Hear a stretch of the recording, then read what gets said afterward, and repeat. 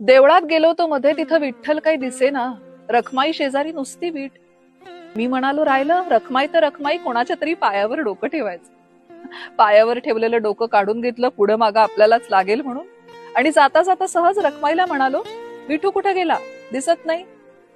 रखमाई म्हणाली, कुठं गेला म्हणजे, उभा नाही का माझ्या उजव्या अंगाला. मी पुन्हा एकदा पाहिलं खात्री करून घ्यायला आणि म्हणालो, नाही तिथं कोणी नाही. तर म्हणते, नाकासमोर बघण्यात जन्म गेला, बाजूचं मला जरा कमीच दिसत. दगडासारखी झाली, मान अगदी धरली बघ, इकडची तिकडं जरा होत नाही.